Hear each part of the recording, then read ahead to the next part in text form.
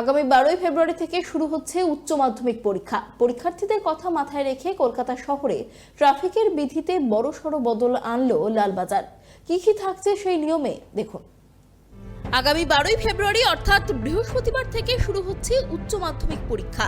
আর পরীক্ষার্থীদের কথা মাথায় রেখে কলকাতা শহরের ট্রাফিকের বিধিতে বড়সড় বদল আনলো লালবাজার। পরীক্ষার কয়েকদিন শহর কলকাতায় যানজট এড়াতে এক গুচ্ছ কড়া নির্দেশিকা জারি করেছেন পুলিশ কমিশনার।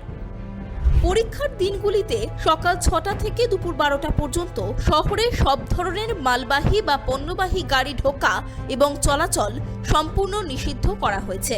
12ই ফেব্রুয়ারি থেকে শুরু করে 27শে ফেব্রুয়ারি পর্যন্ত মোট 12টি পরীক্ষার দিন এই নিয়ম কার্যকর থাকবে।